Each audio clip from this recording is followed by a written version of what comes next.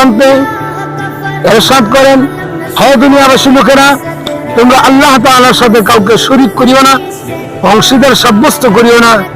কেননা শরীক করা, অংশীদার সাব্যস্ত করা মহান গুনাহ। এত বড় একটি গুনাহ, যে গুনার পরে আর কোন গুনাহ হইতে পারে না। মুআজ্জাজ হাজিরিন, এই শিরক করলে কি হয়? আল্লাহ তাআলা আপনার প্রতি রাগান্বিত হয়। শিরক করলে কি হয়? আপনার অতীতের সমস্ত নেক আমল নষ্ট হয়ে যায়। যেমন নাকি দুনিয়ার একেবারে একজন স্বামী, তার অধীনস্থ স্ত্রী, এই স্ত্রী যখন পরপুরুষের সাথে সম্পর্ক রাখে, পরপুরুষের ঘরে সময় দেয়, তখন এই স্বামী এই স্ত্রীকে রাখে না, তালাক দিয়ে দেয়।